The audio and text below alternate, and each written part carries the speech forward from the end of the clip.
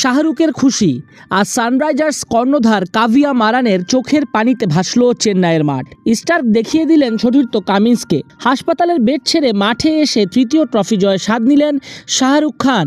ছেলে আরিয়ান, মেয়ে সুহানা, স্ত্রী গৌরী চিপকের মাঠে খুশিতে মাতোয়ারা হলেন। এমন এক পেশে ফাইনাল আইপিএলের ইতিহাস দেখেনি আগে। জয়ের আগে শেষের কিছু রান বাকি।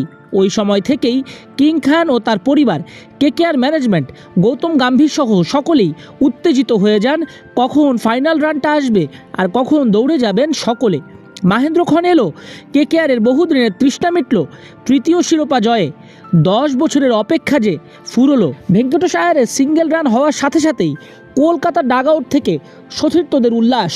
এরই সুবাদে হায়দ্রাবাদকে 8 উইকেটের বিশাল ব্যবধানে হারিয়ে স্বপ্নের শিরোপা উঁচিয়ে 2 মাসে 10 দলের ফাইটে জয়ী নামটা অবশেষে কলকাতা নাইট রাইডার্স।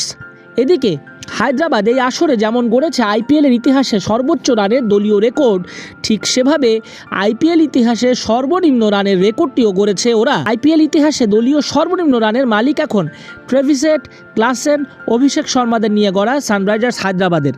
এদিন ম্যাচে হায়দ্রাবাদ 56টা বল ডট দেয়, অর্থাৎ 9 ওভার খেলতেই পারেনি ওরা। তাহলে ম্যাচে ফাইট গড়বে কিভাবে? এর আগে 2013 সালে চেন্নাই মুম্বাইয়ের মধ্যকার ম্যাচে 125 রান ছিল সর্বনিম্ন। বড় ম্যাচে খেলে বড় প্লেয়াররা, এবং সেটা আবারও প্রমাণ করলেন আইপিএল ইতিহাসের সবচেয়ে দামি cricketer Aussie fast bowler Mitchell Starc. Play অফে হায়দ্রাবাদের সাথে যেখান থেকে শেষ করেছিলেন সেখান থেকেই শুরু করেছেন স্টার্ক।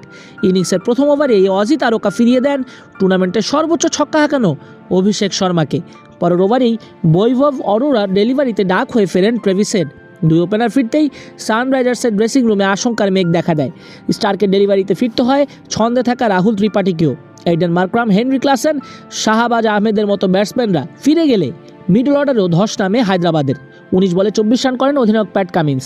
জবাবে 114 রানের সহজ টার্গেটে ব্যাট করতে নেমে নিজের 35তম জন্মদিনে কামিন্সকে 6 দিয়ে শুরু করলেও তার পরের বলে আউট হয়ে সাজঘরের পথ ধরেন ক্যারিবীয় তারকা সুনীল নারাইন। তবে দায়িত্ব নিয়ে ভেঙ্কটেশ আয়ার ম্যাচটা শেষ করেন। মামুলি টার্গেটে খেলতে নেমে যেভাবে ভেঙ্কটেশ ব্যাটকে তলোয়ার বানিয়ে বোলারদের দুশ্চিন্তার কারণ হয়েছিলেন, তাতে বোঝাই যাচ্ছিল যত তাড়াতাড়ি সম্ভব তিনি ট্রফিটা ছুঁতে মুখিয়ে আছেন। বাঁহাতি ড্যাশিং ব্যাটসম্যান করেন 26 বলে 52 রান।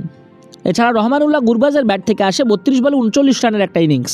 গুরবাজি একমাত্র আফগান ক্রিকেটার যিনি আইপিএল ফাইনাল খেলার জন্য রয়ে গেছেন। তবে বৃথা জানি তার এই থেকে যাওয়াটা।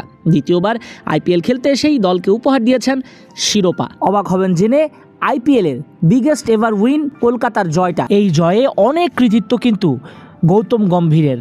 2014 সালে সবশেষ ক্যাপ্টেন থাকা অবস্থায় গম্ভীর শাহরুখকে ট্রফি উপহার দেন, আর এবার 2024-এ মেন্টর হয়ে ফের শিরোপা জেতালেন।